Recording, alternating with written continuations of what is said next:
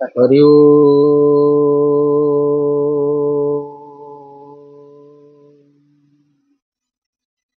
ओम अच्युतं कल्पवृक्षस्य अनतं कामधेनैव बलराम जसोवन्तं जगन्नाथाय ते ओं गुरुर्ब्रह्मा गुरुर्विष्णु गुरुदेव महेश्वर गुरु साक्षात् परं ब्रह्म तस्मै श्री गुरवे नमः। अज्ञानतिमिरन्धस्य ज्ञानाञ्जना शलाकया चक्षुरुमिलितं येन तस्मै श्री गुरवे नमः। जय जगन्नाथ, जय पंचसखा, जय श्री अच्युत, जय कलिराम।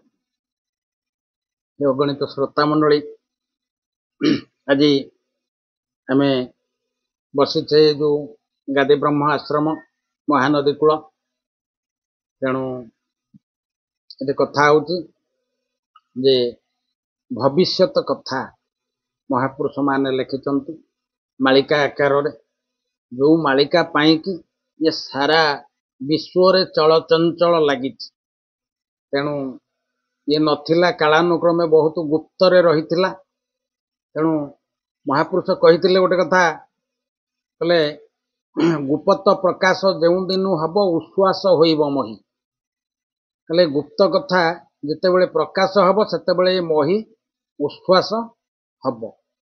जो कथा कि कहते मही उश्वास हम अर्थ ये मही रे समस्ते जानिबे, ये विश्व चराचर समस्ते जानिबे।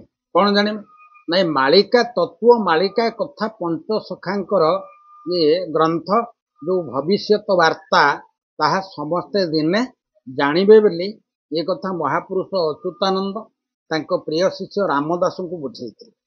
कहले रामरे समय आसीबो, तेणु समस्ते दिने ये कथा जानिमे जहा आजिर फलेन परिचय आपण माने जानुछंत, देखुछंत, शुणुछंत, बुझुछंत। तेणु प्राय मालिका पाई कि सबुआडे हल्ला चलीछि, हल्ला चुला चलीछि, मालिका मालिका मालिका। तेणु मालिका कौन पाई कि उल्लेख कराहे, मालिका कौन पाई कि निर्मित कराहेथिला, आ मालिका काहे कि ये पंचसखा लेखिथिले, तार तात्पर्यता होउछि जे ये समय रे जो कथा घटिबो घोर कली काल थय न रहिब प्राणी हेबे कुआ भुआ। तेणु पूर्व समुद्र लवण उठिब कंपिब प्राणी कहिया।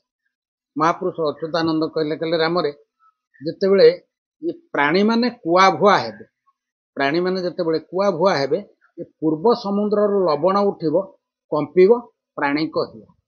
ए पूर्व समुद्र लवण उठिब स्थाने स्थाने सबू लवण जल माड़ी आसिब, समुद्र कूल लंघिब।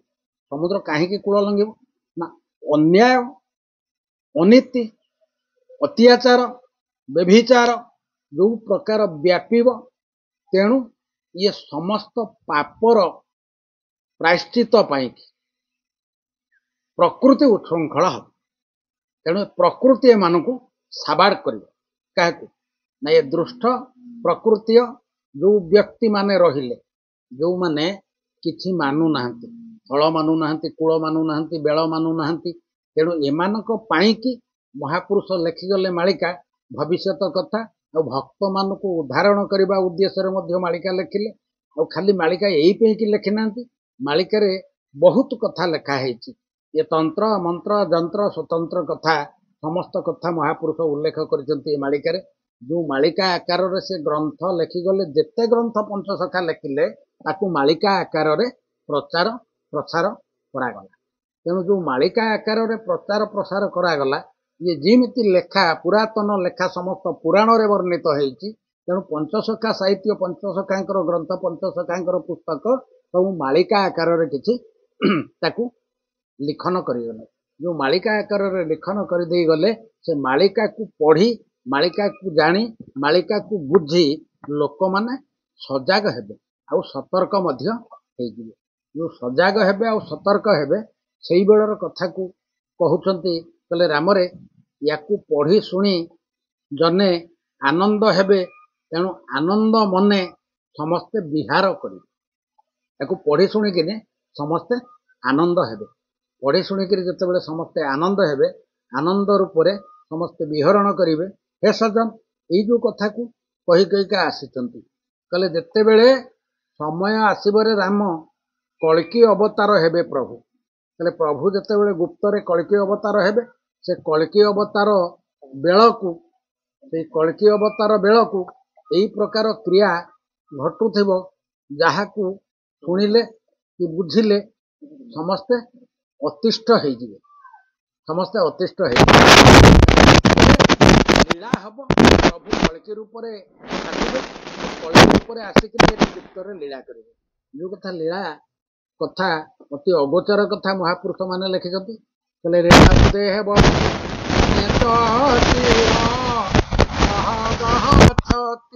ଆରେ ନିରଙ୍ଗା ଚରଣେ ସରବେ ଖଟିବେ, ଶ୍ରୀକ୍ଷେତ୍ରଟି ହେବ ବାରେ।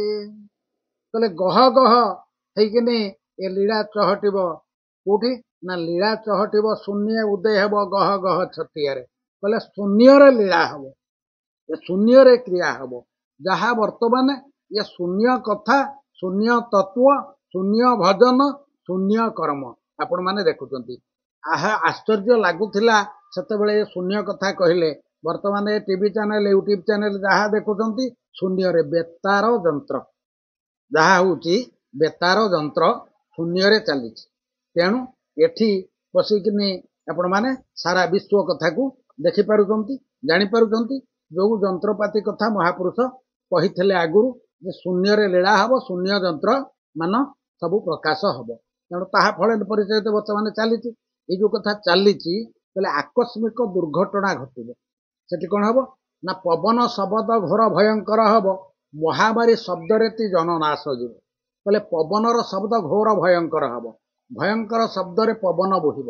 ଯେତେବେଳେ ଭୟଙ୍କର ଶବ୍ଦରେ ପବନ ବୋହିବ, ମହାମାରୀ ବୋଲିକିନି ଗୋଟେ ରୋଗ ସୃଷ୍ଟି ହବ। ଏ ସାରା ବିଶ୍ୱକୁ ଚମକ ସୃଷ୍ଟି କରିବ। କିଛି ଦିନ ତଳେ ଆପଣ ମାନେ ଦେଖିଲେ, ଯୋଉ ଗଲା ପ୍ଲେଗ ଗଲା, ଡେଙ୍ଗୁ ଗଲା, କରୋନା ଗଲା, ତାପରେ ପୁଣି ଅନେକ ରୋଗ ମଧ୍ୟ ମାଡି ମାଡିକା ଆସିବ, ଯାହା ପାଇଁ କି ଔଷଧ ଚିହ୍ନି ପାରିବେନି ବୈଦ୍ୟ ମାନେ, ରୋଗ ଚିହ୍ନି ପାରିବେନି, ଔଷଧ ମଧ୍ୟ ଆସିପାରିବନି। ଏମିତି ପ୍ରକାର ଅନେକ ରୋଗ ଆସିବ। ଏ ଅନେକ ରୋଗରେ ଅନେକ ଜନ ବିନାଶ ହେବେ। ଯୋଉ କଥାକୁ ମହାପୁରୁଷ ଅଚ୍ୟୁତାନନ୍ଦ କଲମ କରିଛନ୍ତି, ଆଗତ ଭବିଷ୍ୟତ କଥା କହିଛନ୍ତି, ବର୍ତ୍ତମାନ କଥା କହିଛନ୍ତି, ବିଗତ କଥା କହିଛନ୍ତି, ଚଳଣି କଥା କହିଛନ୍ତି, ଆୟୁର୍ବେଦ କଥା କହିଛନ୍ତି, ଧନୁର୍ବେଦ କଥା କହିଛନ୍ତି, ଜ୍ୟୋତିଷ ଶାସ୍ତ୍ର କଥା କହିଛନ୍ତି, ପ୍ରାକୃତିକ କଥା କହିଛନ୍ତି। ତେଣୁ ମଣିଷ ନୀତି ନିୟମ ସମାଜ ଚଳଣି କଥା କହିଛନ୍ତି। ସମସ୍ତ କଥାକୁ ମହାପୁରୁଷ କହିଦେଇ ଯାଇଛନ୍ତି ଆମ ମାନଙ୍କ ପାଇଁ। ହେ ସଜନ, ଯଦି ବେଳ ଥାଉ ଥାଉ ଆମେ ସଜାଗ ନହବା, ତାହେଲେ ଆମେ ମାନେ ନିଶ୍ଚିନ୍ତ ସେଇ କରାଳ ଗତି, ଯୋଉ କଳିର କରାଳ ଗତି, ଯୋଉ ପ୍ରକାର ପ୍ରାକୃତିକ ବିପର୍ଯ୍ୟୟ, ତା ଭିତରେ ଆମେ ନିଶ୍ଚୟ ସମସ୍ତେ ପଡି ଛଟପଟ ହେଇକା ଯିବା। ତେଣୁ ବେଳ ଥାଉ ଥାଉ ଆମେ ସଜାଗ ହବା ଉଚିତ। ତେଣୁ ଇ ବେଳ ଥାଉ ମୂଢ ନର, ମହାମନ୍ତ୍ର କର ସାର, କୁଳମଣି ଗଳାହାର, ଏଠି ରାମ ରାଜୀବ ଲୋଚନ, ନକର ଏଡେ ଗୁମାନ, ପୁଣିଆ ତୁ ଦୁଇ ଦିନ, ଏଠି ରହି ନାହିଁ ନ ରହିବ, କାହା ଦମ୍ଭ ଅଭିମାନ। କାହାରି ଦମ୍ଭ ଅଭିମାନ ସ୍ୱାଭିମାନ ଏ ମର୍ତ୍ତ୍ୟରେ ରହି ନାହିଁ, କାହାରି ମଧ୍ୟ ରହିବେ ନାହିଁ। ତେଣୁ ରହି ନାହିଁ କେହି, ରହିବେ ନାହିଁ ଏ ଭବରଙ୍ଗ ଭୂମି ପରେ, ସର୍ବେ ନିଜ ନିଜ ଅଭିନୟ ସାରି ବାହୁଡିବେ କାଳ ବଳେ। ସମସ୍ତେ ନିଜ ନିଜର ଅଭିନୟ ସାରି କାଳ ବଳରେ ଚଳିଯିବେ ସିନା, କିନ୍ତୁ ସର୍ବେ ଚଳିବେ କାଳ ବଳେ, ଯଶ ରହିବ ମହି ପରେ। ତେଣୁ ଇଏ ଯେତେ କଥା ହବ ଏ ବିଶ୍ୱରେ, ଯେତେ କ୍ରିୟା ହବ, ଯେତେ ଖେଳା ଲୀଳା ହବ, ମାଳିକା ପାଇଁ କି ସବୁ କଥା ଚାଲିଛି। ତେଣୁ ପୁରାଣ ପଦ୍ଧତି ଏତେ କଥା ଲେଖା ହେଲା। ତେଣୁ ତାକୁ ମହାପୁରୁଷ କହିଲେ ଗୀତା ଭାଗବତ ପୁରାଣ ଅନେକ କଥା ଲେଖା ହେଇଛି। ତେଣୁ ଗୀତା ଭାଗବତ ପୁରାଣ ଚାରି ବେଦେ ପୁଛିଲି ତୁ ବିନୁ ଅନ୍ୟ ଗତି ନାହିଁ ତୀର୍ଥ ବ୍ରତେ ଲେଖିଲି।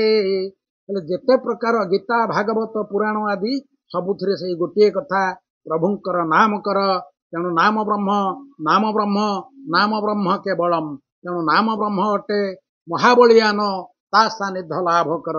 ତେଣୁ ମହାପୁରୁଷ କହିଛନ୍ତି, ହେ ସଜ୍ଜନ, ବେଳ ଥାଉଁ ଥାଉଁ ଯଦି କି ନାମକୁ ଆଶ୍ରା କରିବା, ତାହେଲେ ଏ ନାମକୁ ଧାରଣ କରିବା, ତାହେଲେ ନାମକୁ ପାଳନ କରିବା, ତାଡ଼ନ କରିବା, ଲାଳନ କରିବା, ତାହେଲେ ଏ ନାମ ମାଧ୍ୟମରେ ଆମେ ସମସ୍ତେ ପାର ଉଦ୍ଧାର ହେଇଯିବା। ତେଣୁ ନାମକୁ ଛାଡ଼ିଲେ ଆଉ ଏଠି କିଛି କରି ହବ ନାହିଁ। ତେଣୁ ସତ୍ୟ ଯୁଗ ଥିଲା, ତପସ୍ୟାର ଫଳ, ତ୍ରେତୟା ଆସିଲା, ଯଜ୍ଞାଦି ସକଳ, ଦ୍ୱାପରେ ହୋଇଲା ପୂଜା କର୍ମ ମାନ, କଳଉ କେବଳ ନାମ ସଂକୀର୍ତ୍ତନ। ଯୋଉ ନାମ ତତ୍ତ୍ୱ କଥା କହିଛନ୍ତି, ତେଣୁ ନାମ ନାମ ଉଚ୍ଚାରଣରେ ସେ ମନା ମନା କଲା, ତେଣୁ କରି ନାମ ରୂପ ଗୁପ୍ତ ହେଇଗଲା। ତେଣୁ ଏଇ ଯୋଉ ନାମ ଭିତରେ ଯୋଉ ରୂପଟି ଗୁପ୍ତ ହେଇଗଲା, ସେ ଗୁପ୍ତ ତତ୍ତ୍ୱ କଥା କହିଛନ୍ତି। ସେ ପିଣ୍ଡରେ ମଧ୍ୟ କହିଛନ୍ତି, ବ୍ରହ୍ମାଣ୍ଡରେ ମଧ୍ୟ କହିଛନ୍ତି। ତେଣୁ ଏ ପିଣ୍ଡ ଆଉ ବ୍ରହ୍ମାଣ୍ଡ ଏ ଦିଟାକୁ ମିଶେଇକିନି ଏ ନାମ ତତ୍ତ୍ୱ କଥାକୁ ମହାପୁରୁଷ ରଖିଦେଇ ଗଲେ। ଏ ସଜ୍ଜନ, ଏ ନାମକୁ ଚିହ୍ନିଲେ ସିନା ଝଗଡ଼ା ସରିବ। ତେଣୁ ନାମକୁ ଚିହ୍ନିଲେ ବ୍ରହ୍ମ ଆପେ ଉଦୟ ହବ। ତେଣୁ ଏ ଅନାମ ଭିତରେ ନାମ ପୁରିକିନି ରହିଛି। ତେଣୁ ନାମକୁ ଯଦି ଜାଣିବା, ଏ କଳଉ କେବଳ ନାମ ସଂକୀର୍ତ୍ତନ, ଏ ନାମକୁ ଜାଣିଲେ ସବୁ କଥା ସହଜରେ ସମାଧାନ ହେଇଯିବ।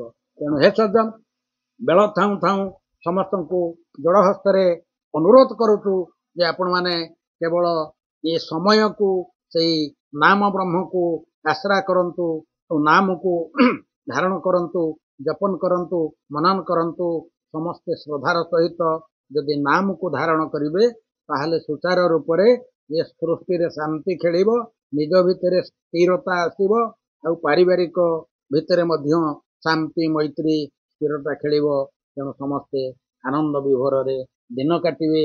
ଯାହା ମହାପୁରୁଷ ମାନେ ଏ ଉତ୍କଳରେ, ଏ ଉତ୍କଳୀୟ ଲୋକଙ୍କ ପାଇଁ କି, ଏ ଜନସାଧାରଣ ମାନଙ୍କ ପାଇଁ କି ସମଗ୍ର ବିଶ୍ୱରେ ବାଣ୍ଟି ଦେଇଗଲେ ଯେ କି ନାମ ବ୍ରହ୍ମ, ନାମ ବ୍ରହ୍ମ, ନାମ ବ୍ରହ୍ମ କେବଳ।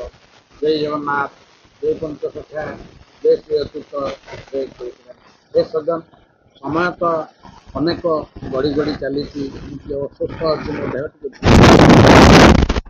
ଡକ୍ଟର ମନା କରିଥିଲେ କହିବା ପାଇଁ। ଯାହା ହଉ ଆମର ଏ ଦେବାଶିଷ ପହଞ୍ଚିବାରୁ, ତେଣୁ ଅଳ୍ପ ସମୟ ଭିତରେ ଯେତିକି ଆପଣଙ୍କୁ କହିଲି, ପୁଣି ଯଦି ମୋ ଦେହ ଭଲ ରହେ, ପ୍ରଭୁଙ୍କର ଦୟା ହୁଏ, ଆଗାମୀ ଅଧ୍ୟାୟରେ ପୁଣି ଦେଖା ହେବ ଆପଣଙ୍କ ସହିତ। ସେ ଯାଇ ବାଣିକି ବିରାମ ଦଉଛି। ଜୟ ଜଗନ୍ନାଥ, ଜୟ ପଞ୍ଚସଖା, ଜୟ ଶ୍ରୀ ଅଚ୍ୟୁତ, ଜୟ କଳ୍କିରାମ। ହରି ଓମ୍ ତତ୍ସତ୍। सर्वे भवन्तु सुखिनः, सर्वे सन्तु निरामया, सर्वे भद्राणि पश्यन्तु, मा कश्चित् दुःखभाग् भवेत्।